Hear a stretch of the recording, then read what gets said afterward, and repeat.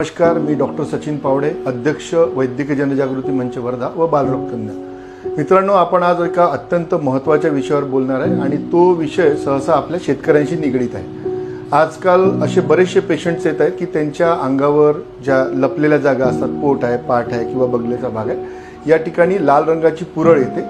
बाकी काहीच नसेल, त्याला खाज खूप असते। आणि जेव्हा आपण विचारतो, प्रत्येकाच्या मध्ये कॉमन एक गोष्ट आहे की हा जो आजार आहे, ज्यांच्या घरी कापूस साचवून ठेवलेला आहे अशा आपल्या शेतकऱ्यांच्या घरी हा आजार आढळतो।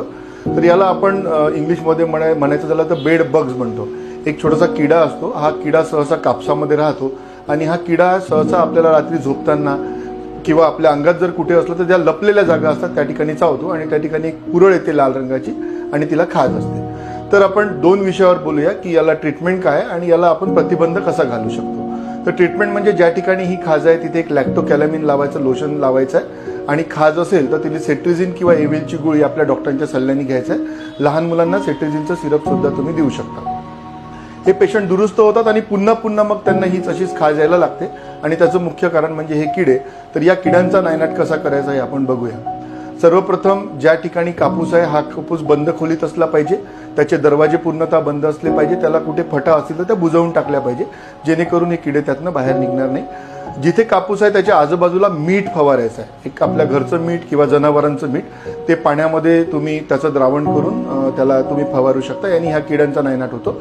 नंतर आपल्या घरच्या ज्या गाद्या असतात त्या आपल्याला उन्हामध्ये वाळत घालायच्या आहे, कारण हे किडे त्या गाद्यांमध्ये सुद्धा राहतात। आपल्या घरच्या चादरा या गरम पाण्यामध्ये धुवायच्या आहे आणि लहान मुलांचे किंवा आपल्या सर्वांचे जे कपडे आहेत ते रोज गरम पाण्यामध्ये धुवायचे।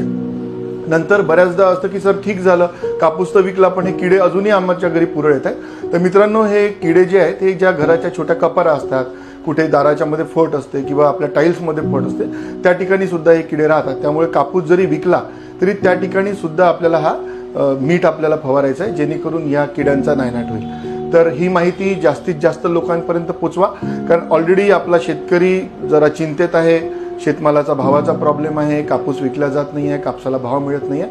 अशात आपले शेतकरी आजारी होऊ नये म्हणून ही सर्व काळजी आपल्या सर्वांनी घ्यायची आहे आणि ही माहिती जास्तीत जास्त लोकांपर्यंत पोचवायची आहे। धन्यवाद।